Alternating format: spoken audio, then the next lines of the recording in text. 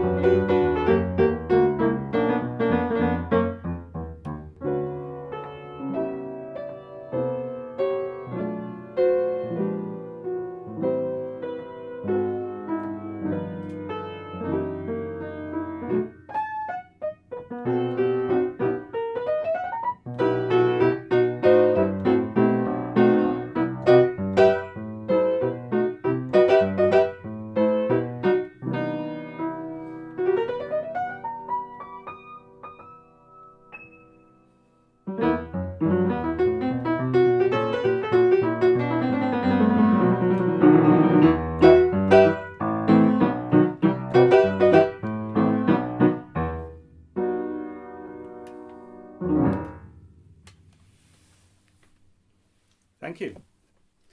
I have a letter here from Mrs. Trellis. Dear Mr. Yalo, she spells it with a G. Now, more than ever, what a wonderful idea it was to transcribe Clannad for piano and for choir so many times. Thank you.